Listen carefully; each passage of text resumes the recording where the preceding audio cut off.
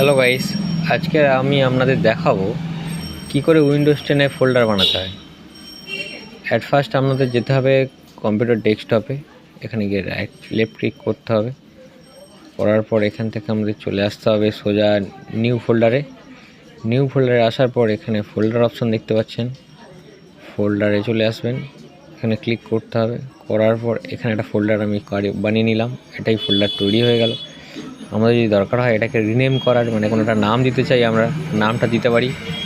এরপর left click করে rename অপশানটা যেতে হবে, রিনেম করতে হবে। করার পর এখানে এবার আপনাদের যা নাম দেওয়ার সেটা দেবেন। আমি একটা দিচ্ছি, কি আমরা এবিসি দিচ্ছি, এবিসি দিয়ে আপনি বাইরে কোনো জায়গায় ক্লিক করতে পারেন কিংবা এন্টার মারতে পারেন। এন্টার মারলাম, ধরুন আপনার ফোল্ডারটা ক্রিয়েট হয়ে গেল।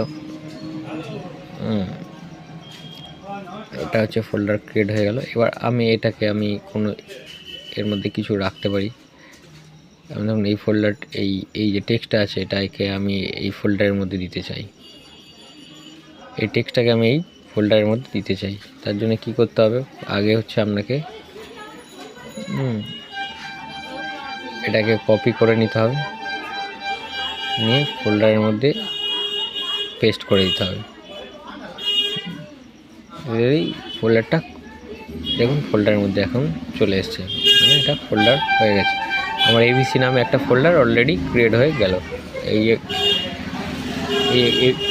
এই এবিসি নামে ফোল্ডারটা আমার এখানে ক্রিয়েট হয়ে গেছে, দেখুন হয়ে গেছে। যদি এই সংক্রান্ত আরও ভিডিও পেতে চান তাহলে অবশ্যই আমার চ্যানেলটাকে সাবস্ক্রাইব করবেন এবং লাইক করবেন।